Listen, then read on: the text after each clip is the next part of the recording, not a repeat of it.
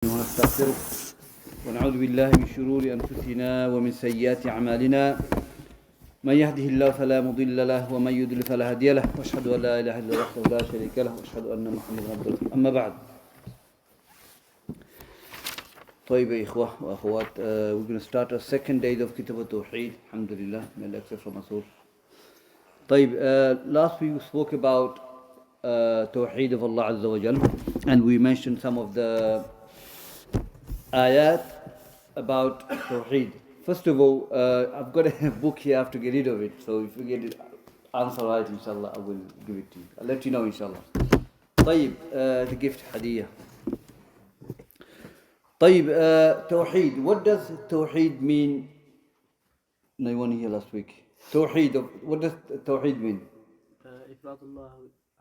Linguistically, what does it mean? Tawheed linguistic means to make something one. To make something one. Alhamdulillah. Okay. What does it mean shar'an? Okay. Ifradullah bil-ibadah. Ifradullah bil-ibadah. To make Allah one in His worship. That's one of the definition we gave. Then the second we mentioned, what's the second one? Is to make Allah one in His uluhiyyah and rububiyyah and Asma sifat. Alhamdulillah. طيب يا إخوان. The word Tawheed. Tawheed, the word Tawheed. If you answer this question now, you'll get this. Okay, the word Tawheed, does he mention the hadith? The wording, Tawheed. Do you know? No. Hello, go on. Go on. When the Prophet sallallahu alaihi wasallam said to Mu'adh bin Jabal, he said, "Qul antu yuwahhidu." Okay, that's they use the hadith as well, but I want the word Tawheed is mentioned. Tawheed. Go on then. That's the word. That's the one. A hadith which mentioned word Tawheed. Tawheed. No, ayuwahidu. The word Tawheed is mentioned. I know you know it. I'm going to try the new. Go on. Say it. No? You know it? I want to, no? Anyone? No? Was it the hadith narrated by Jabir about the talbiyah? The Prophet would start off the Hajj with the talbiyah, and that mentions Tawheed. Okay, I will give it to you. I already got the word. We have to ask Ahalla Rasulullah. Yeah. So no, you want it, you have it, inshallah. If you want to give it to anyone, you can give it. Jazakallah khair. Jazakallah. I tried to give the difficult one, but mashallah answered it. That's good. So the hadith of Jabir radiallahu anhu mentioned that when Prophet ﷺ did Hajjatul Wida, the farewell Hajj, and he gave talbiyah, labbaik Allahumma labbaik. And Jabir, he heard the talbiyah, and he said, Ahalla Rasulullah sallallahu alayhi wa sallam bit tawheed. That Prophet started the Hajj with Tawheed. The word Tawheed was mentioned in that hadith. That's what I wanted, alhamdulillah, he answered it. طيب, Allah said, وَمَا خَلَقْتُ الْجِنَّ وَالْإِنسَ إِلَّا لِيَعْبُدُونَ. I haven't created jinn or man except to worship me. How is this ayah in the Tawheed? I think Ibn Abbas said, radiyallahu anhu, that the ma'na of ya'budun is yuwahhidun. Oh, so لِيَعْبُدُونَ يُوَحِّدُونَ? That's the, no, Ibn Abbas, it's another one I think you're talking about, Ilah, Surah Al-A'raf. That's the one I've mentioned. Remember, the ulama have mentioned لِيَعْبُدُونَ يُوَحِّدُونَ, to make Allah one. That's the evidence. Yeah, لِيُوَحِّدُونَ. طيب يا إخوان. So you need to understand why this ayah fall under Tawheed. How is this ayah evidence for Tawheed? It's the word لِيَعْبُدُونَ لِيُوَحِّدُونَ. طيب, Allah Azza wa Jal mentioned jinn and ins. What's the difference between jinn and ins? Jinn are unseen, Okay. created from fire, and ins are created from clay. Clay. طيب, this is who said this? Do you remember the hadith?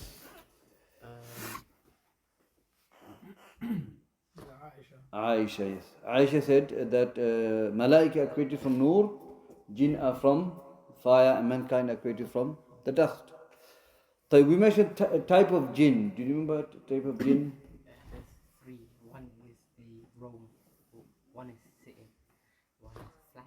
One is flying, another one? One transforms, one transforms to snakes and dogs, animals, and one flies around and the other one roams around. Why we call ins? Abdul Karim, do you remember? Because we like to socialize and because we Forget. The two many Ibn Mandur mentioned one of the great Imam of the Lugha.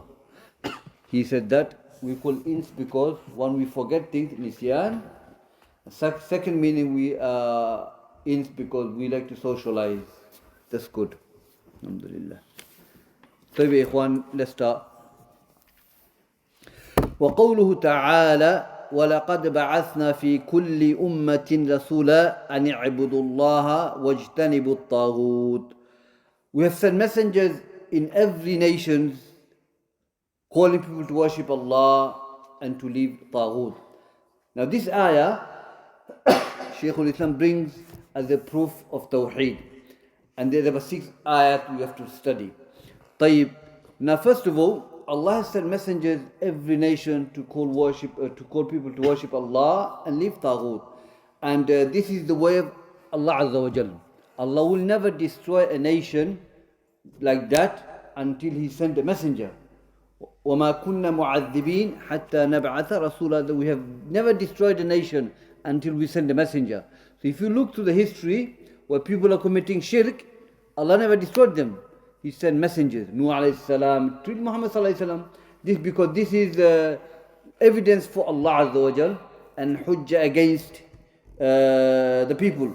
As Allah said, رُسُلًا مُبَشِّرِينَ وَمُنذِرِينَ لِأَلَّا يَكُونَ لِلنَّاسِ عَلَى اللَّهِ حُجَّةٌ بَعْدَ الرُّسُلِ.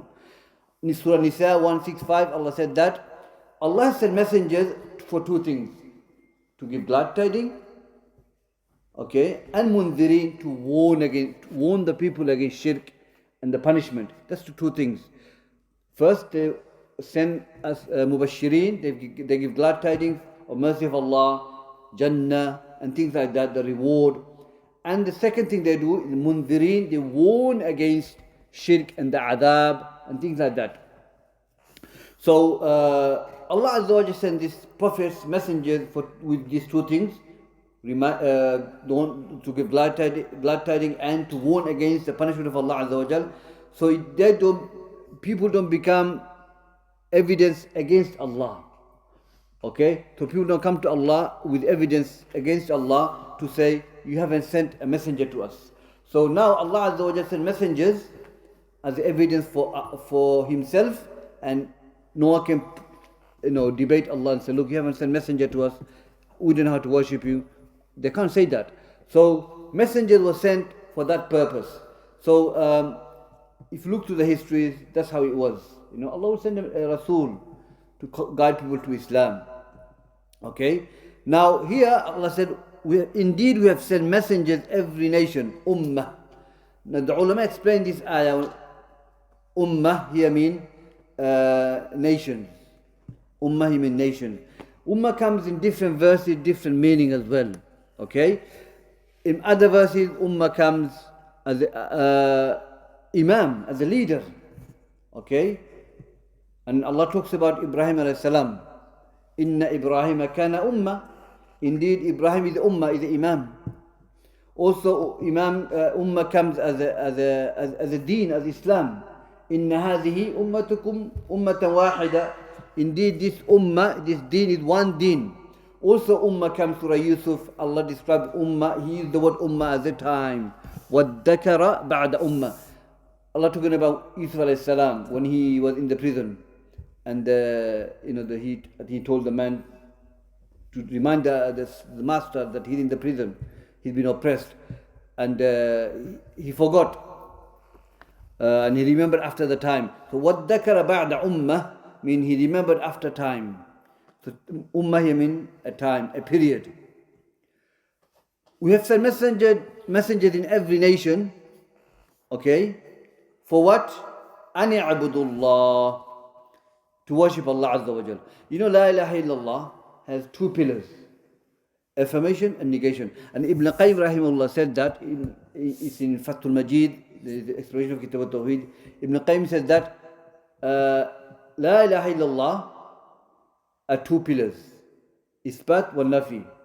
وليس نفي محض ولا إثبات محض. لازم من إثبات والنفي. He says something like that. The La ilaha illallah has two pillars, affirmation and negation, or other way around, negation and affirmation. You can't have just affirmation only or negation only. Ibn Qayyim says you have to have the both. So in Tawheed of Allah Azza wa Jal, we have to negate and we have to affirm.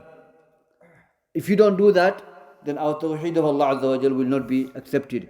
And in Usul Thalatha we covered that أعظم ما أمر الله به التوحيد وأعظم ما نهى عنه الشرك. The greatest thing Allah has commanded us is to worship Him alone, to obey Him, follow Him. This is what He wants from us. And the greatest thing Allah warned us against is shirk billah Azza wa Jal. So La ilaha illallah has two pillars, negation and affirmation. Okay, that's what we do now. Affirmation, we worship Allah alone. Okay, and we have to negate shirk and the people of the shirk. Okay, so in this ayah we are reading now, there's an affirmation and negation. So just want to point out to you that this ayah has La ilaha illallah. Okay, Ani abudullah is illallah. Wajtanibu taghut la ilaha. Okay, so you got negation and affirmation. And Allah Azza wa Jalla has made fard on us to believe in Tawheed and to leave Taghut. Now, it's important that we understand the Tawheed of Allah, and at the same time that understand Tawheed, love of Allah and all that, submit to Allah Azza wa Jalla, worship Him, obey Him, at the same time deny the shirk of Allah Azza wa Jalla. So you can't have Tawheed and shirk together. There's no Tawheed with shirk. They're opposite to one another. So if we do a'mal, like if you go to Hajj, and you have to learn how to make Hajj. Okay, you have to know. You might think shirk. People don't commit shirk. There are people committing shirk. If you go to Hajj, you will see the reality of it. Okay, people don't know how to make Hajj. They seek protection through Prophet. They seek blessing through Safa and Marwa. I've seen with my own eyes. Why do you think the guard front of the gate of Prophet ﷺ, actual gate, outside the grave? Because people call on him. It's reality. People go to they go to Arafah and stand on Yawmul Arafah. People go and wipe on that stone where Prophet stood. They think it's a blessing. They believe that stone will give them blessing. So the one who guide the people to Hajj have to explain all the shirk that takes place. So people don't know. You think shirk is easy if everyone knows it. No, many people knows it. Prophet warned us against this. And he knows there will come a time that people worship me. And he told us, the companion, not to bury him where he's buried because they feared they might worship him. So shirk it's a common thing. It's not, everyone knows shirk. Subhanallah. People commit shirk with their tongue. They utter things, subhanallah, they don't know, they don't realize. So we have to learn Tawheed of Allah, and that is to believe that He should be worshipped alone, to believe that He's the one who can benefit and harm, He's the only one who can send the blessing and the barakah. So when we go Hajj, we don't expect that I'm going to wipe on the Kaaba, or I'm going to wipe on the Safa or Marwa, I'm going to go and wipe on the gate of the Prophet, the blessing will come to me, yadu billah. So people do this thing. Even people go to Mount Hira, where the Wahi came down. Wallah, people believe there's barakah in it, they worship in there. They pray 2 rak'ah. So bid'ah is, can you leave it at the end, inshallah? The bid'ah is there, it's spread it. Prophet warned us against bid'ah in his time when there was no bid'ah. Because he's talking about now, the bid'ah will come. Bid'ah and shirk, many things. So that's what we have to learn, Tawheed of Allah Azza wa Jalla. And if you worship Allah with shirk, our a'mal will not be accepted. So we have to purify our heart with the Tawheed of Allah Azza wa Jalla. Hudayfa radiallahu anhu, he used to say that people ask Rasulullah about good things. But I used to ask about the bad things, fearing that I might fall into it. So part of learning, you learn shirk, learn haram. So you keep away from the haram. Understand? So that's what we are doing, inshallah. So here, an i'budullah illallah wajtanibu taghut, and to abandon taghut. And subhanallah, that was the dawah of the Prophet. And this dawah will remain. We can't say, Sahaba, they've learned Tawheed. We don't have to. This is our 21st century. Leave the Tawheed alone. Ya'udhu billah. Tawheed is always going to be needed until you die. Subhanallah. Until you die. There's no success, there's no way without Tawheed of Allah Azza wa Jal. What did Ibn Qayyim say? Last week I mentioned it. In Madaraj al-Salikin. He said, at-Tawheed, he said, at-Tawheed awwalu amr wa akhiruhu. He said, Tawheed the first and the last matter. أوله يدخل به الإسلام وآخر ما يخرج فيه من الدنيا. The first thing you embrace Islam with it, and you leave Islam, leave your deen, leave your dunya with the Tawheed of Allah Azza wa Jal. That's how it should be. So we have to live our life with Tawheed and die upon it, inshallah. So أن يعبدوا الله إلا الله واجتنبوا الطاغوت لا إله, which means to abandon طاغوت. What is طاغوت, my brothers? اجتنبوا, to keep away from طاغوت. طاغوت, Umar bin Khattab radiallahu anhu said, طاغوت is a shaitan. Okay? Because he makes you, shaitan is the one, he call you to worship him, and other than him, طاغوت, which is taken from the word طغيان. طغيان, to pass the boundary set by Allah Azza wa Jal. Shaitan is the one who calls you to do that. So he's the biggest طاغوت. Umar bin Khattab said. Imam Malik said, طاغوت is man ubida غير Allah. That whoever is worshipped other than Allah is طاغوت. Jabir radiallahu anhu said, الطاغوت hum sahirun kuhan urraf. He said that طاغوت are the fortune tellers, magicians. Because magic is major kufr. Okay, and shaitan come down on them. They are taghut. Now, we covered this in Usul Thalatha 2 weeks ago, but we're going to continue. Just want to explain again, inshallah. Ibn Qayyim rahimahullah, he said, at-Tawheed kathirun, ru'usuma khamsa. The Tawheed are many, head of them are 5. He explained what taghut mean. He said, at-Taghut huwa ma tajawaza bihi abdu haddahu min al-ma'bud wa matbu' wa muta'in. I want to remember this definition, inshallah. He said, Taghut is when a slave of Allah passed the boundary that Allah set. How does he pass the boundary that Allah set? Either of these 3 ways. And the ulama said, Wallahi, this is the way you fall into Taghut. Either ma'bud, you worship other than Allah. Okay? You asnam, righteous people, prophets, saints. You make them ma'bud.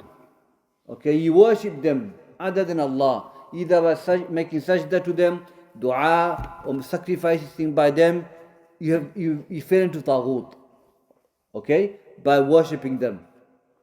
Secondly, you can make taghut matbu', by following the scholars who are not upon Quran and Sunnah. They're calling you to bid'ah.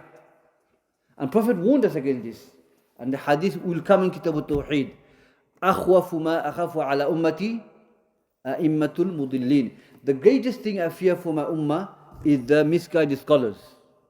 And believe me, the ulama says that about seeking knowledge. They say that be careful who you take knowledge from, because that's your deen. So Prophet warned us against أئمة المضلين. They will come, scholars will misguide you and call you to the hellfire. So, matbu' is following the a'imma.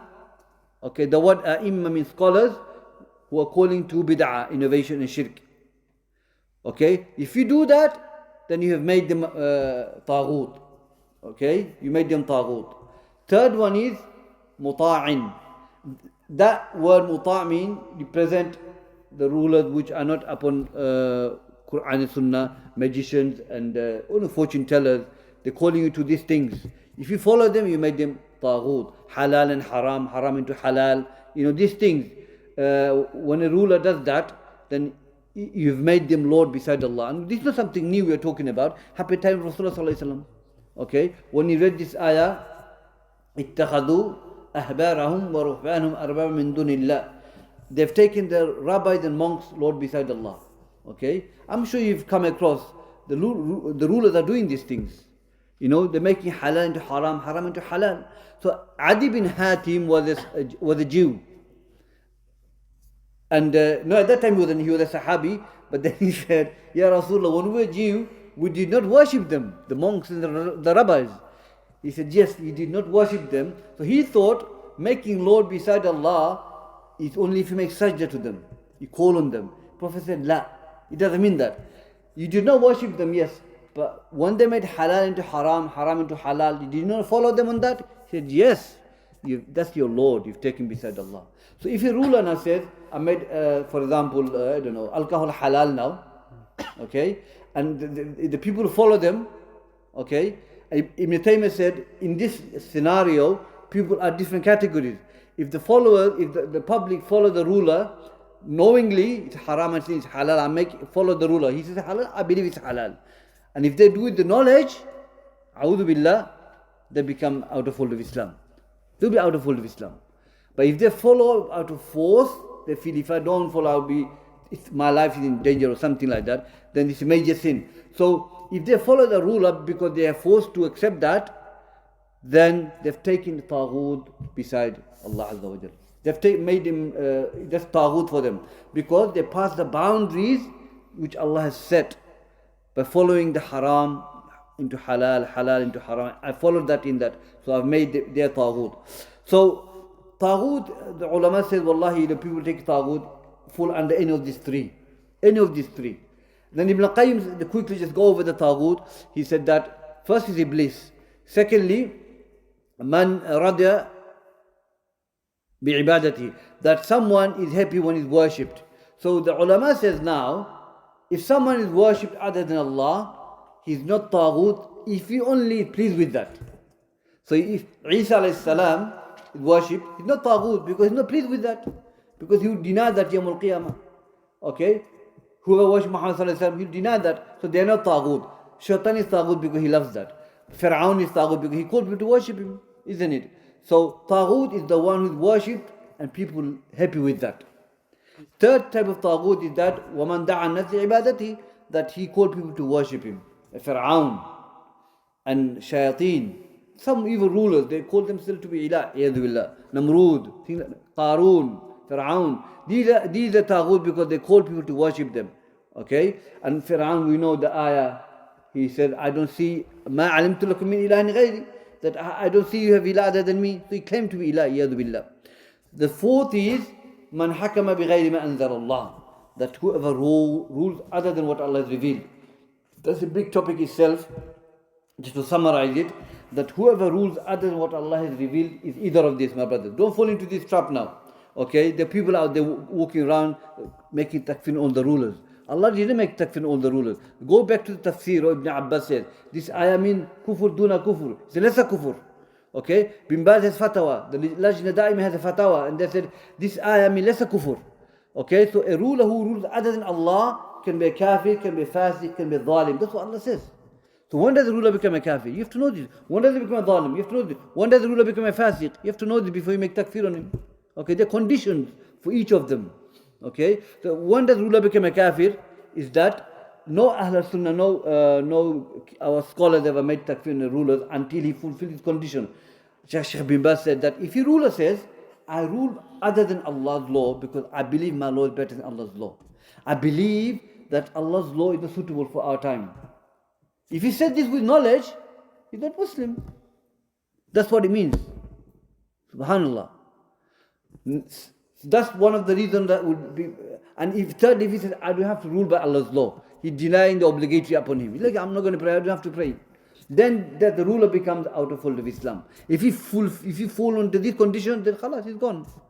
Does any ruler, have you heard him say that? Allah knows best. Secondly, when does he become a zalim? A zalim is the one who says, none of this. He says, I believe Allah's law is the best law. I believe I should rule by Allah's law. And I'm not doing it because I feel I'm scared, he believes he should do that, then he's a zalim. You can't make takfir on him because he doesn't fulfill the condition. The mawani is not there, the barriers are there to prevent. The prevention is there for him to become a kafir. The word shouldn't come out like this. People are saying kafir. It doesn't make sense. You have to study the deen of Allah and then. So he's a zalim. Then third one is fasiq. When does the ruler become a fasiq? Same thing. He takes bribes. he follows the people above him and he takes bribe and he follow their command, knowing that it's not allowed. I should be ruling by Allah's law. It's the best law. Then he's a fasiq. He's a fasiq. The scholars have mentioned this. So remember that whoever does rule by what Allah has revealed, either he's a kafir, he's a fasiq, or zalim. And you have to know what makes them this. You have to know it. So the word kufr, when you mention the Quran, it could be major kufr or minor kufr. This ayah took him a minor kufr. It's not a major kufr. Okay? Unless he fulfills these conditions. So Ibn Abbas says it's a kufr, duna kufr. It's a lesser kufr. And Tawus says same thing. It's not a kufr that take out the fold of Islam. Tawus is a student of Abdul ibn Abbas. طيب ikhwan. So Taghut, last one is that man za'ama inda ilm al-ghayb. Whoever claimed to have a knowledge of unseen. That's a major kufr as well. Okay? So these are the 5 Taghut Ibn Qayyim mentions in Alam al-Muwaqqi'een. Here what we're learning, inshallah, my brothers and sisters, is that we're learning Tawheed of Allah, and this is the ayah of Tawheed of Allah, which is An i'budullah wajtanibu taghut. This last part of the verse is La ilaha illallah, and this is how we understand this ayah is about at-Tawheed of Allah Azza wa Jalla. Okay, so you've understood what taghut now, inshallah. Let's go to the next verse, inshallah. وقوله تعالى وقضى ربك ألا تعبدوا إلا إياه وبالوالدين إحسانا وقضى ربك, and your Lord has legislated that you do not worship anyone except Allah and be good to your parents. The word qada, Ibn Abbas says, and Mujahid and others, amara, wassa, amara, meaning he commanded you, legislated you, your Lord. And qada, we have many meanings to it. One of the qada mean decree, also mean legislation. You have qada, which qada and qadar, the ulama, Imam al-Zuhri said there's no difference between qada and qadar. Okay, same thing. So you have qada, which is related to kawnan wa shar'an. Okay, qada kawnan, decree that relate to universal decree, which is that everything that happened in the universe, that's qada of Allah. Now, the ulama says that nobody is free from it. If it happens, everyone will be affected by that. And this qada that relate to the universal qada, either Allah loves it or dislikes it. Let me give an ayah in the Quran. Allah said, وَقَضَيْنَا إِلَى بَنِي إِسْرَائِيلِ فِي الْكِتَابِ لَتُفْسِدَنَّ فِي الْأَرْضِ مَرَّتَيْنِ. That we have legislated, we decreed to Bani Israel in the book that the 2 fasad on the earth will take place. Now the fasad on the earth, Allah doesn't love. So someone might say, if Allah doesn't like fasad, why is Allah legislating it? And the ulama explains the fasad, there's a hikmah behind the fasad. Another verse in the Quran, Allah said that ظهر الفساد في البر والبحر بما كسبت أيدي الناس ليذيقهم بعض الذي عملوا لعلهم يرجعون. The fasad has become apparent on the land and ocean for people what they have earned with their own hand. So they might taste this fasad, they might come back to Allah Azza wa Jal. So one of the things that when the corruption takes place on the earth is because what we've earned with our own hand. Okay? فَلْيَحْذَرِ الَّذِينَ يُخَالِفُونَ عَنْ أَمْرِهِ أَنْ تُصِيبَهُمْ فِتْنَةٌ يُصِيبَهُمْ عَذَابٌ أَلِيمٌ. Allah said, command the people, warn the people, that the people who go against the commandment of Allah, lest the punishment of Allah will come down to them. So when the fasad goes on earth, it's because what we've earned with our own hand. Let me give you an example. Battle of Badr. Okay? Or Battle of Uhud, sorry. Battle of Uhud. Who won the Battle of Uhud? The kuffar won it. Because they disobeyed Prophet. The ulama use this ayah, hadith, wallahi, to explain it. Prophet said to the 50 archers, stay there, don't come down. The command, they have to obey him. Rasulullah, you have to obey him, you can't disobey him. He told them, stay on that mountain, don't come even if you're winning. Okay, the war started, the battle started, Muslims are winning it. The 50 archers, what they supposed to do? Stay there. They came down. Did they disobey Allah's message or not? They disobeyed. What happened? The punishment came down from Allah Azza wa Jal. You disobeyed Messenger of Allah. When he says stay there, you stay there. It's ibadah. You don't come down. They came down. Also qadr of Allah. Allah knew this is going to happen. But they had a choice to stay and not to stay. But they disobeyed Rasulullah. Khalid bin Walid came round and he did what he needed to do. He was mushrik at that time. But then he became Muslim, alhamdulillah. So this is a classical example. When you disobey the Messenger of Allah, the best, doesn't matter how how righteous you are, you still got defeated. Because you disobeyed Rasulullah. So when you disobeyed, you earned it with your own hand. This fasad came down, Battle of Uhud, you earned it with your own hand. Nobody forced you. You earned it. So anywhere on the earth, the fasad that comes has two meanings to it. Fasad in a sense, it might be fasad lidatihi, okay, but li ghayrihi, other than that might be good. So the fasad came down, but they learned a lesson from it. They don't disobey again. Okay? So for example, you have a cancer, yeah? Qada kawniyya, the decree which relates to the universal decree. Someone afflicted with a cancer, yeah? I give the example a lot. And the qada itself is not bad. In its that, it's not bad. Because it's purification for him, isn't it? But for himself, it may be difficult. He can't do anything, pain, the painful, he's going through.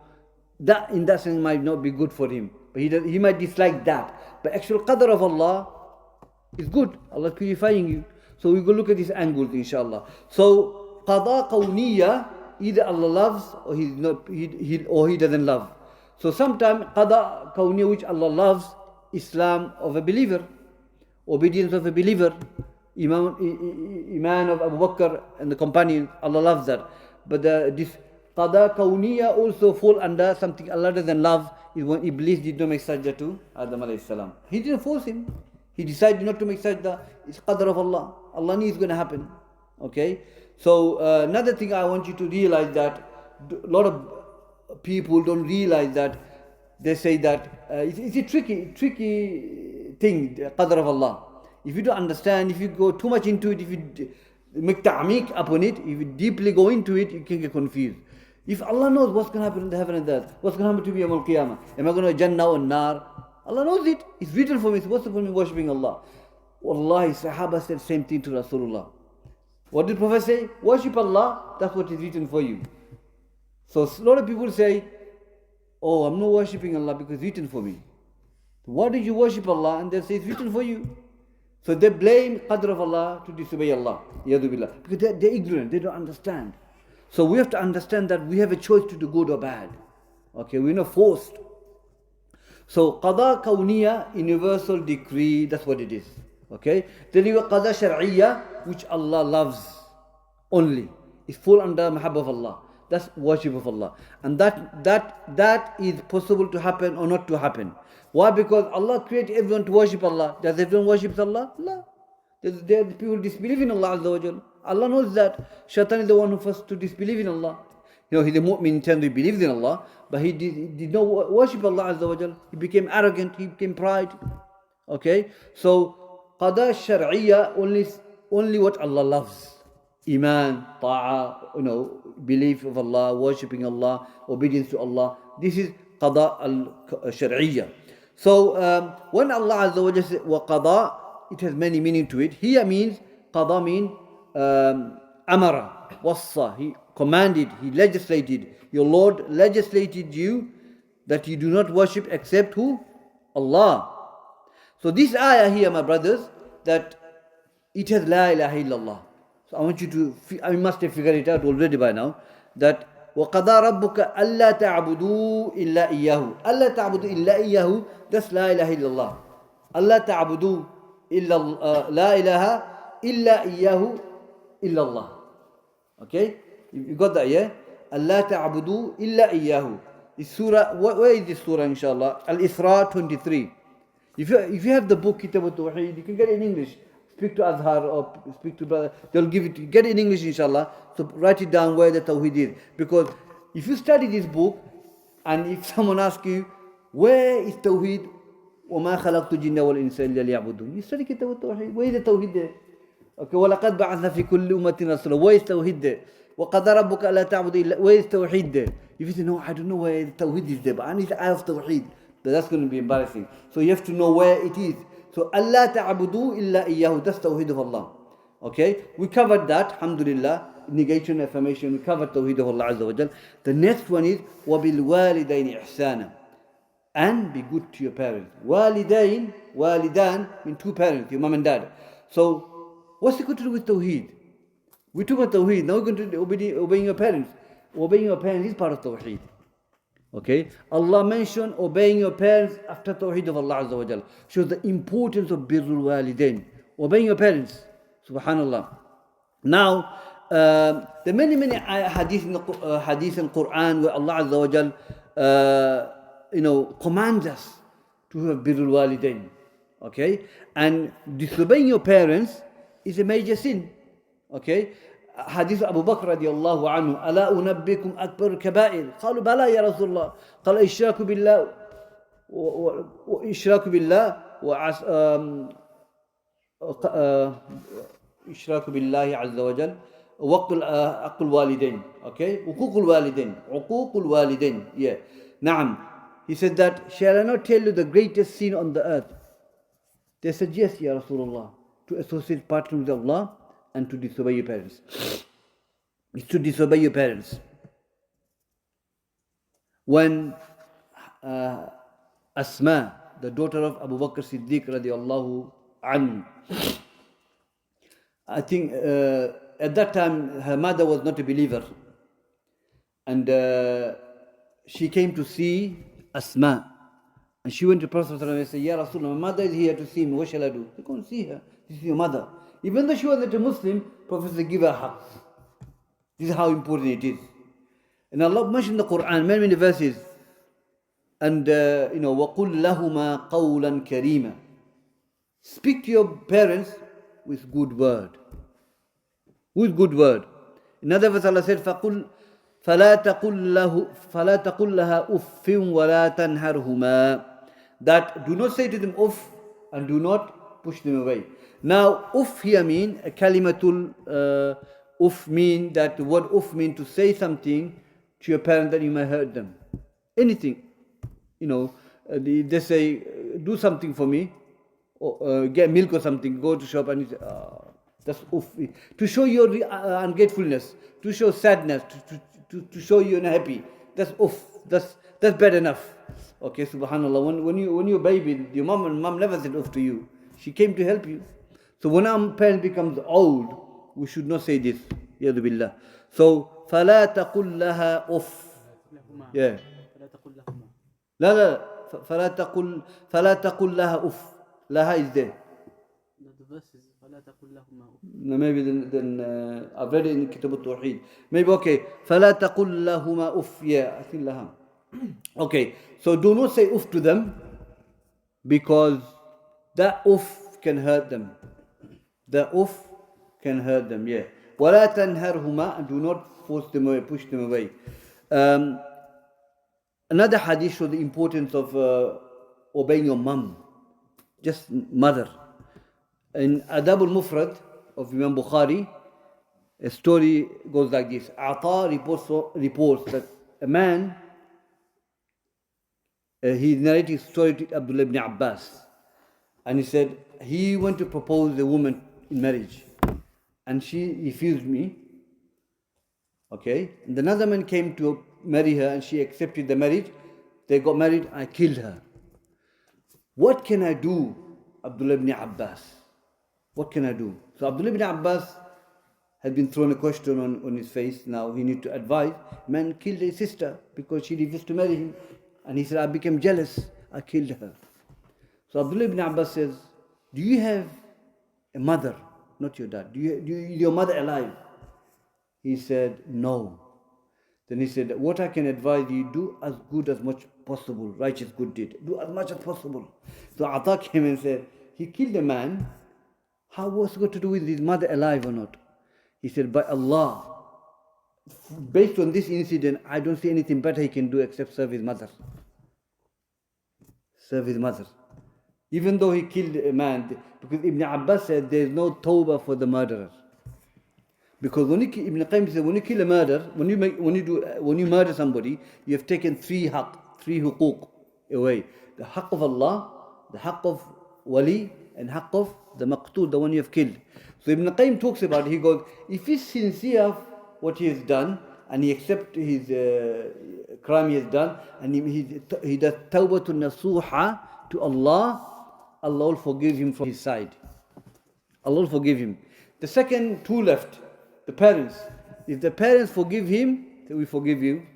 One of the Shaykh from Saudi, his son was stabbed to death.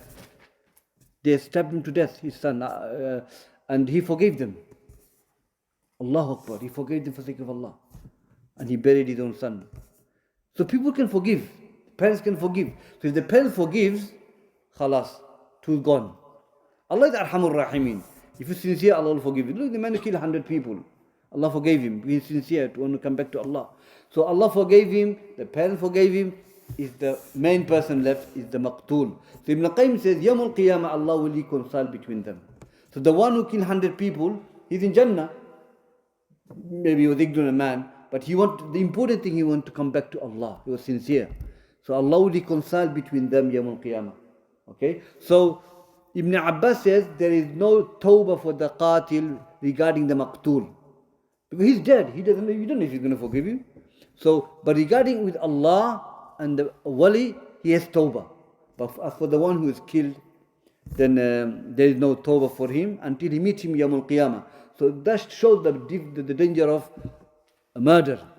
So the hadith, the athar in Adab al-Mufrad of Imam Bukhari, this is the adab. The reason I mentioned the hadith, Ibn Abbas said, do you have your mom alive? He says, no, because he thought that's the best thing you can do, serve your mom. Even then it's not enough. We just got nothing, maybe through this good birrul walida, Allah might, he get him to forgive you, whatever, So this is show the importance of birrul walida. One hadith, a man said, who should I show my goodness to? He said, your mom. 3 times Prophet said, your mother, your mother, your mother. Then he said, your dad. Okay? So Allah Azza wa Jal has given a role to the husband and the wife. Okay? We have hadith that praises so much about your wife, about the mother, and being good to your mother. And the hadith which talks about the father being good as well. When we pray janazah, we face the stomach of the mother. Do you know why? Not the head. When you pray janazah of a woman, you face the stomach, not the head. One of the Shaykh was asked, he goes, that's because she carried you for 9.5 months. She bore you for 9.5 months. The pain. That's why. And when we pray janazah of a husband or a man, we face his head, because Allah Azza wa Jalla has made the man to be Lord of the family. He's the guardian of the family in terms of thinking, and he decides everything. So he's the man of the house, so you face the head. طيب. So another side, Allah has given the priority to the man more than the woman in terms of he's the guardian of the house. Anything happens, he decides how it should be done. He's the guardian, he's the wali. Daughter cannot get married without the father consent. Obviously, he needs to have a Sharia legitimate reason for saying no to his daughter to get married. But Allah made him wali of the daughter. Okay, guardian of the daughter. And another hadith, when Mu'adh bin Jabal radiallahu anhu went to Syria and he saw people worshipping idols, he came back and he made sajda to Rasulullah sallallahu alaihi wasallam. You know the hadith. And Prophet told him, he said, you're kafir and all that. He didn't know. Look at his ijtihad. If they can make sajda to idols, Rasulullah is better than them. I'm going to make sajda to Rasulullah as a ihtiram. Sajda are 2 types, my brothers. Sajda are 2 types. Sajda al-ibadah, sajda al-ihtiram. Shaykh was asked this question. Can you make sajda to elders as a respect? Shaykh Sa'ad Ashitri, I think, was asked. He said, la. This sajda al-ihtiram, sajda of respect, was in the prior religion before us. Like Adam alayhi salam, Adam alayhi salam, when the malaika made sajda to Adam, is sajdatul ihtiram, respect. When the people make sajda to Yusuf alayhi salam, his father, parents and the brothers, is sajdatul ihtiram. It was allowed then, but now it's abolished. You can't make sajdatul ihtiram, it's haram. So Prophet said to Mu'adh, because Mu'adh made sajdatul ihtiram to Rasulullah sallallahu alaihi wasallam. But even the Prophet said, it's not allowed. If I were to tell anyone to make sajda other than Allah, I will tell the wife to make it to the husband. Why? Because as a respect. Okay? Show the husband is the guardian of the house. Okay? He's the guardian of the family, of the kids and the children. So he's the one who makes the decisions. So here, birrul walidain, my brothers and sisters, is wajib upon us to obey the parents. Okay? And the obedience are two types. Ta'a mutlaq, ta'a ghayr mutlaq. Absolute obedience and obedience which are not absolute. Absolute obedience is only for Allah and His Messenger. For Allah and His Messenger. That's absolute obedience. There's no ifs and buts on that.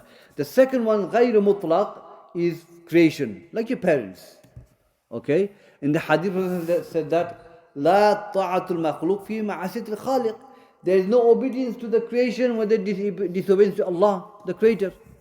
So yes, we have to do birrul walidain.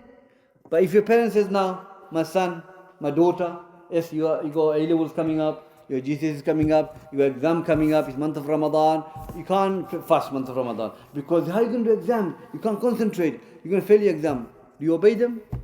No. I'm baligha. Allah commands me to fast. I have no reason to fast. I can't leave my fasting because of exams. That's haram. You don't obey your parents on that. Okay? So anything that goes against Allah and His Sharia, we do not obey parents or anyone. Okay? We cannot.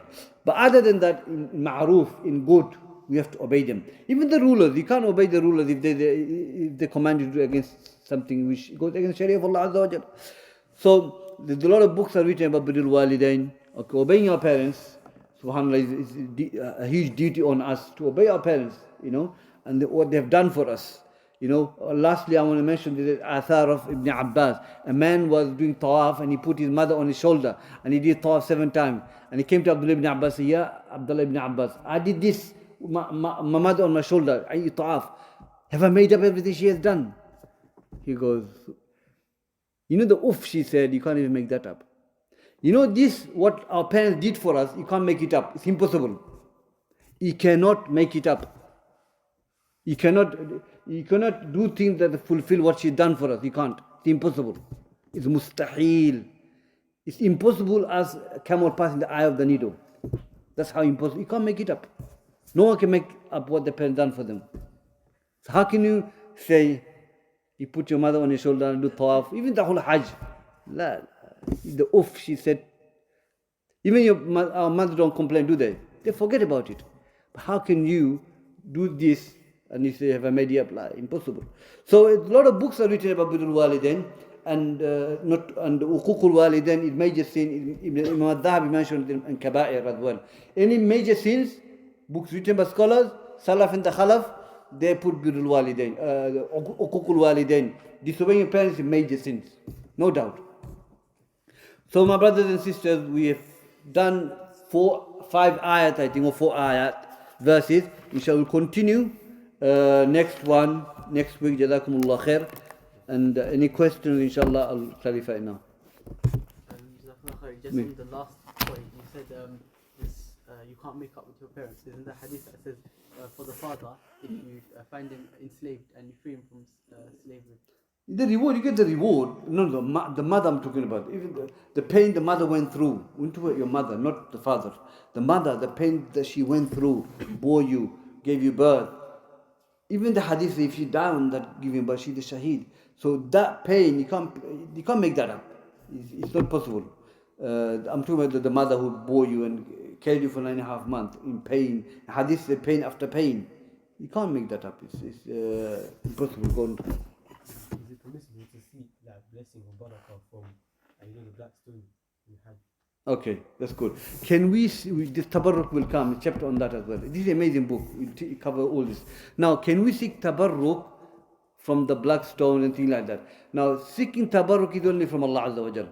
Okay? The mushrik is to seek tabarruk from the idol days to worship. Lat wal Uzza wa Manat. Okay, they used to seek blessing from those idols. And seeking, when we go to kiss the black stone, it's not seeking blessing from it. You're kissing because Prophet kissed. What did Umar ibn Khattab say? Before he kissed the stone, he said, I'm only kissing you not because you're going to bless me or anything like that. You can benefit me or harm me. La, I'm kissing you only because Prophet kissed you. It's sunnah. People fight to kiss the stone, subhanallah.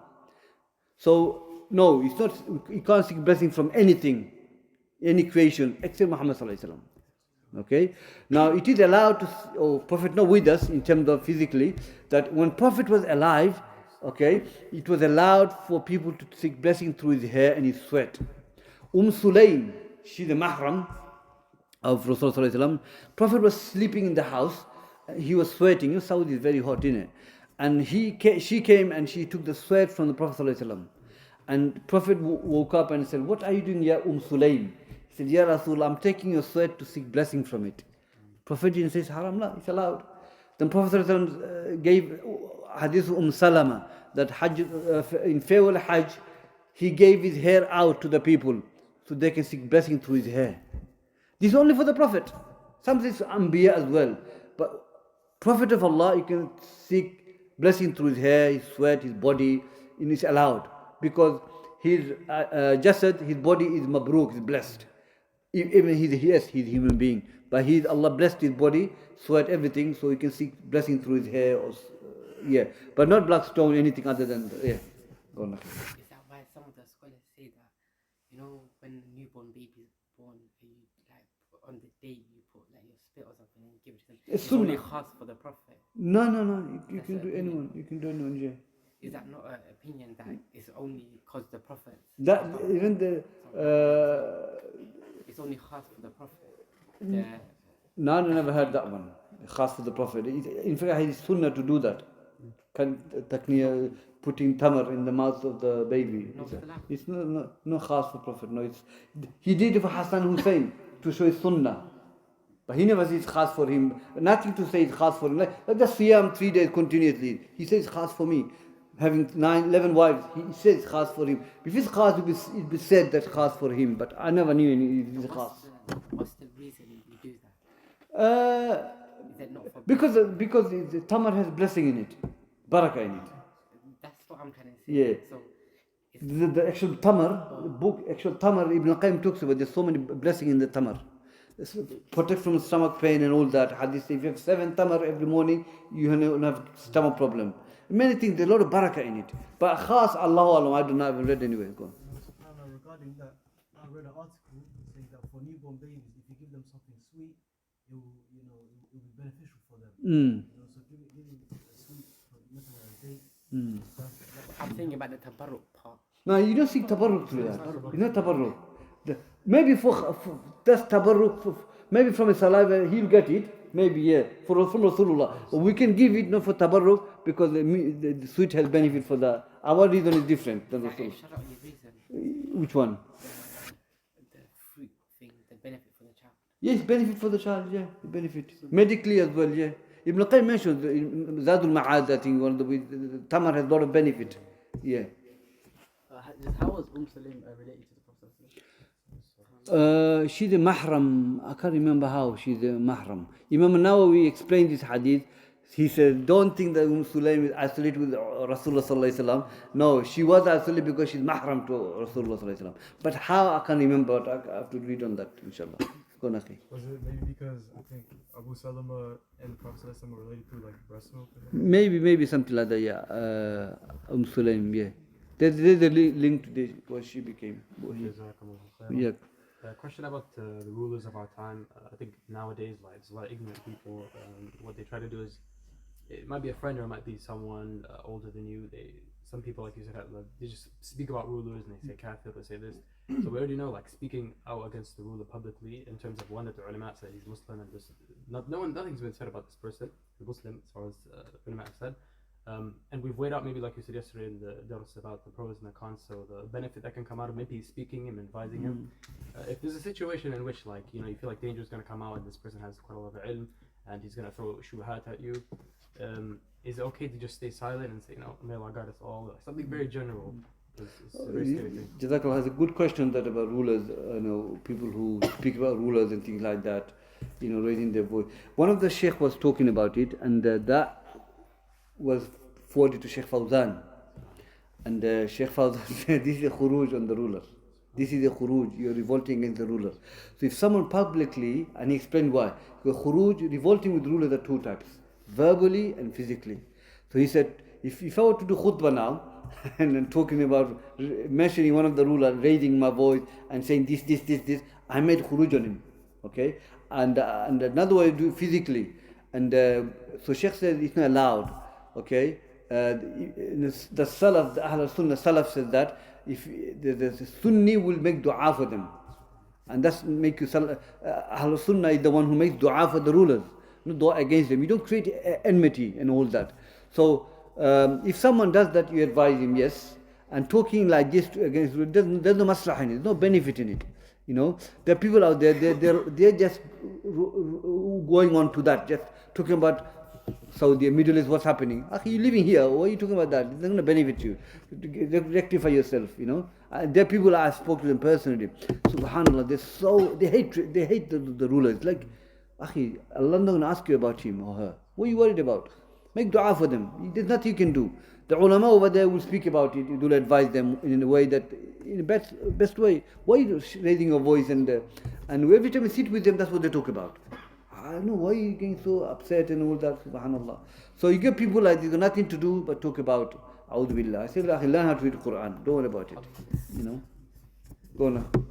Assalamu alaikum. When you mentioned about parents, you can't repay them.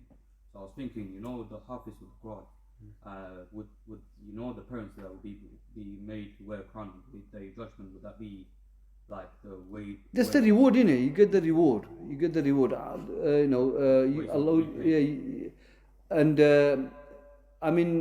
When we talk about paying what parents have done for us, the pain they have gone through to bring us up, that's what I'm talking about. Ibn Abbas said, even the Uf, she said, you can't pay that back.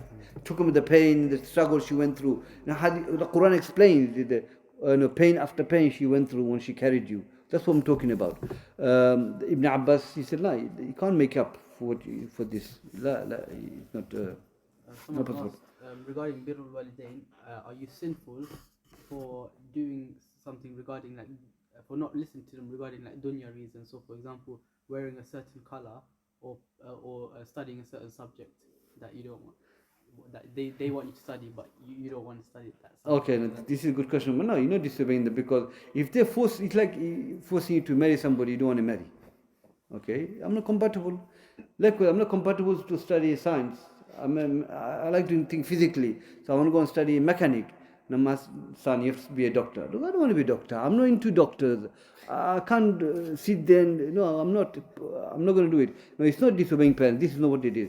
You do, this is, explain to your parents, look, I'm into computing. I'm not into medicine. So don't force me to become a doctor. I'm going to become a computer expert or something like that. Now, that's not disobedience. This is about your life. You want to pursue in your life something you're interested.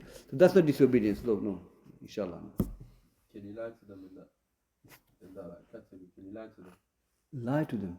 Yeah, so for example, as you were saying, let's say you want to study something, but just to please them, and to make them happy, you lie to them by saying, for example, I'm studying this, but you're not. Like just as an example, for example, you say I'm studying this, but you're not. You don't have to go through that pathway. You don't have to lie. Some parents are stubborn. You can say, look, you can speak to mom and dad and say, look, I know you want me to be a doctor, but I'm not in the. It's not interesting. I'm not interested in doing that. I want to do something. I want to be a math teacher or something like that. I want to be a math teacher. So you want to do something interests you. Somewhat listen. Yeah, but if you want to obey your parents, then go for it. But it's not ibadah. It's mubah. It's not ibadah. So you want to do something, you want to pursue in your life. I want to become an engineer. I want to become a math teacher or whatever. I want to be a teacher or go into accounts. So medicine is not my thing. I'm not going to enjoy the life doing that. So you don't have to obey them in that. It's like saying, my son, I want you to marry your cousin's sister. But you said, I'm not compatible. I can't live with her.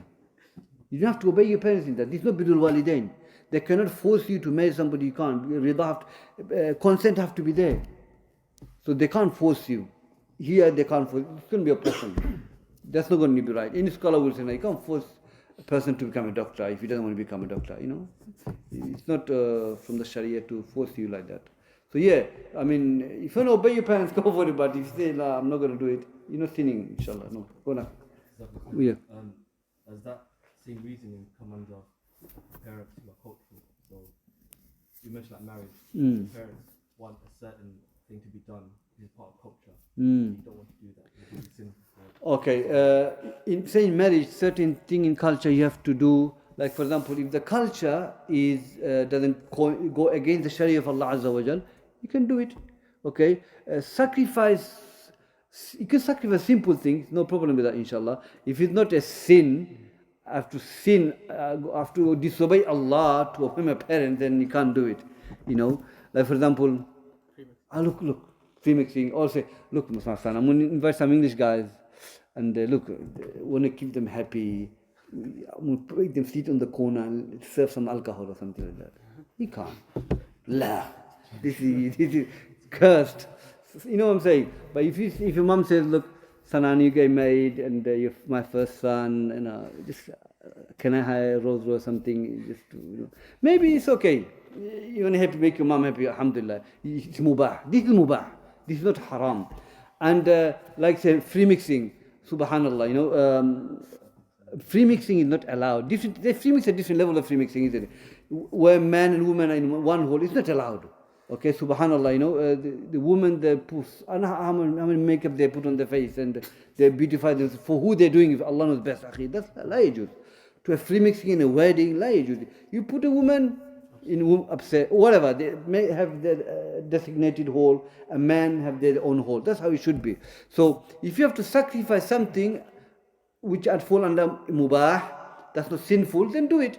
But you have to go your way out to disobey Allah, then don't do it, because there'll be no barakah in the wedding. Wallahi, believe me. You want Allah to put blessing in that. So I know our culture is difficult, but you have to put a stamp and say, look, mom and dad, this is what I can go. I can't do beyond that. Okay, I'm passing the boundary of Allah now. Okay, so these are things you can sacrifice. These are things you can't sacrifice. I mean, you want to make Allah happy, not your parents. But you know what I'm saying? It's difficult, but you know, judge it. You know, just explain to them nicely. Look, I can do this certain thing. I can't do certain things for sake of Allah, and they should understand. They have fitrah, they have iman, and they'll say, okay, son, you know, go now. So you know, for things that are mubah, like for example, someone wants to like seek knowledge abroad, or they want to travel. Like if their parents say no, you can't, you have to stay here. Okay. Their parents aren't in need, like of you staying there. But they just want you to stay there out of their own like. The ulama says that if you want to go abroad to learn knowledge, as long as you have a brother to look after your parents, you can go. But if someone were to go and leave your parents alone and you know they need of you, then that's not allowed. You can't do that. But you have to leave your parents. Look, a brother, a Sahabi came to Rasulullah and he came from long way, to Athar, and he said, Ya Rasulullah, I came all the way from another country, okay, to fight with you in jihad. And I left my parents, they're crying. I came for you, Ya Rasulullah, to fight with you against, you know, in battlefield. He said, go back to your parents and give them a smile. That's your jihad. Now the hadith says, a man came and said, Ya Rasulullah, I want to do jihad. He said, do you have a parent? He said, yeah, go and look after them, that's your jihad. Look at this, akhi. How important it is to be walidain. But we don't disobey Allah, but looking after parents is very important. So if your parents need you in the house, okay, I know brothers are married, he's the only son, and they're only daughter, and they're married off, they've gone. So when they get married, they say to their wife, the woman they're going to marry, look, if you're going to get married, this is my condition. My parents need me, I can't leave them. We can't have our own house. Wherever I go, I have to take my parents with me. And I know brothers, they had to do that. And the sister had to say, if she says yes, then she needs to adhere to the condition. Because he can't leave. The parents need him. So if you're going to go Yemen or Saudi or wherever to learn Islam, alhamdulillah, but your parents need you here, it's not right. It's not allowed. You shouldn't do that. Unless you have a brother, older brother looking after you. That's okay, inshallah. Yeah, that's what the scholars have said, yeah. This question, it's not a part of the faith, but it's just a general question. Regarding something I was Go and say. to ask, I always forget. Is having plaits or braids haram? If not, can you pray with them? Because you can't pray with your hair tied. So is praying with braids or plaits haram? Doing braiding hair is not haram. Is How does someone pray with it? 'Cause I don't know praying with it. Prophet had braids, but praying with it. I haven't read on that, Akhi. So braiding. If anyone knows it, Pray with the braids in is holding your hair back from making sujood. So when you're making sujood, like every part of your body should be making sujood. And so if it's tied up, then your hair is prevented from making sujood. Yeah, I know no, what you're saying. when you're making sajda, the hair is no sajda. Prophet said, "I have been ordered to make sajda with 7 limbs." Hair is not part of it. Okay, your forehead. But the sleeve, there was a hadith. Sorry. Go. 7 limbs: the forehead, your arms, the knee, and the feet. Yeah, but not the hair. I think the hair is not part of the hadith. But braiding is halal. But even braiding, scholars have said, don't just braid your hair, because Prophet braided his hair because he was okay at that situation, because he was busy, he couldn't look after, he couldn't leave his hair tangled down. So he had to braid it he had a reason to braid. But the scholars said that if you're going to braid, and if you're in a country where it's not aada for them, normal for them, don't do it. So if I go Bangladesh and braid my hair, what they're going to look at me and say, look at this Maulana. They're gonna finish, I'm khalas. I'm not going to do that. So if you go Jamaica, maybe, I don't know, certain part of Jamaica, it's okay. Braiding, they don't see anything wrong with that. It's okay. So based on the culture, but braiding is not ibadah, it's not ta'abbud, it's ibah, it's mubah. Prophet did it for a reason to do it. One of the scholars said, a righteous man will not do it. In a sense that if Prophet did it for a reason, that reason, if you don't have it, don't braid your hair unnecessarily. Yeah. So, but playing with it, Allah, I don't know, I don't want to say it, but I mean, if you want read on it, just you can enlighten it for the brother. But I don't know if you can pray Allah the hukum on that. But I can tell you next week, inshallah. Can you pray with that or not? Yeah. Any more questions? Go on, Akhi. So a lot of people say, like, you know, the people who say it's like permissible to rebel against the ruler, they try to use like Hussein radiallahu anhu and Yazid as like a proof. So what should we, like, how do we respond to that? Can we revolt against the rulers? Revolting against the rulers is a major sin. Okay? And revolting with the rulers are 2 types of revolting. Shaykh Yahya Najmi mentioned when explaining Imam Ahmad, revolting rulers are 2 types, verbally and physically.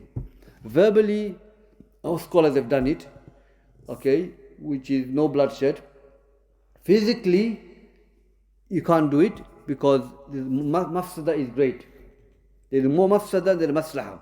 You can look at around the world now, and Shaykh have said there's no maslaha in revolting with the rulers. Bloodshed, innocent people getting killed. And you can see what's happening around the world. So what Prophet ﷺ taught us is that when it comes to the rulers, we have to obey them. We have to obey them in good, and if you dislike anything going against Sharia, don't obey them. Don't obey them.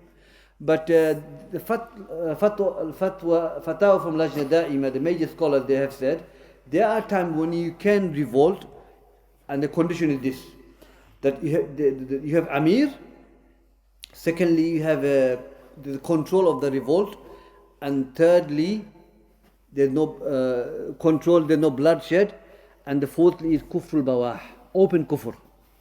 Okay? They're calling you to open kufr. Like, make sajda to me. You have to. Then you fight to get the person down, having Amir and having control in the revolt. But other than that, the conditions are not fulfilled, then we should not revolt. We cannot revolt with the rulers because there's a reason why Rasulullah made it haram, because it's dying in mayatul jahiliyyah, it's dying in a state of ignorance. So it's not allowed for us to revolt because there's the harm in that. The harm that it brings in the society is huge. So we don't revolt. So it's forbidden. We can't revolt. And those people who say want to revolt, I should go and do it and let me show me how you do it. They will not go. You can't. Their brothers wants to, astaghfirullah, talking about revolting in Saudi, Middle East. I say, Akhi, this is a land of Tawheed, land of Hajj, land of Umrah. You think they're going to revolt on that? What are you talking about? It's not going to work. It's not reality. So it cannot be done. And mafsada is great. It's not going to happen. Yadu billah. So we have to be patient. We have to be patient and make dua. That's it. because that's the least we can do. And mafsada, revolting mafsada is great. Look, Yemen, Iraq, look what's happening around the world. Because of that. Is there any peace? No, there's no peace. And Abdul Salam Barji, Sheikh Abdul Salam Barji, Sheikh bin Baz student, he said that if you look at the history, any country that is revolt, there's no peace in it. No peace. They're going to kill you, everyone. What's the point? And we spoke about Dar'ul Mafasid Muqaddim ala Jar'ul Masalih, that removing mafsada take the precedence of gaining benefit. What is the benefit of revolting? You're not going to get anything anyway. The mafsada is going to be great. The harm going to be more. Okay? To do one thing, innocent people are going to get killed. Yadu billah. So there's no benefit in that. There's no benefit. Is that okay, Akhi? Okay. خلاص جزاكم الله خير. السلام عليكم.